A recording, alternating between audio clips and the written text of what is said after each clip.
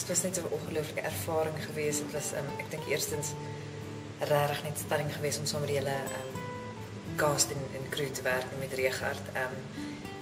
Daar was net so 'n tipe van 'n synergy op stel geweest en almal het regtig collaborate en daar was nie egos nie en dit was regtig net soos mense wat gelukkig is om werk toe te kom. So dit was aan die een kant net 'n ongelooflike ervaring op daai level. Aan die ander kant was dit net dit was lekker om Elle te speel want sy is nogal soos baie anders as ek. Maar daar's parallelle maar sy ja, she sorted out, you know en ek weet nie regtig wat om te sê nie. Dit was net 'n lekker ervaring. It was great.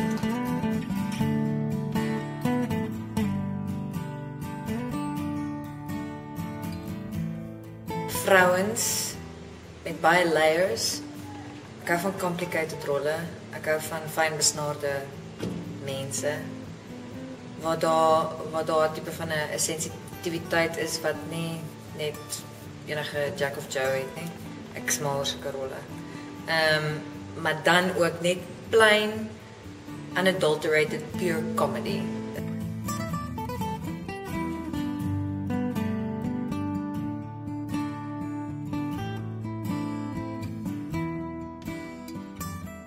Ek is kleurvol, spontaan, verskriklik kinderlik. Die mense naby aan my weet dit.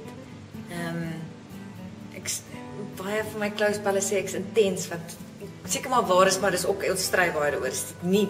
Ek is nie net intens nie.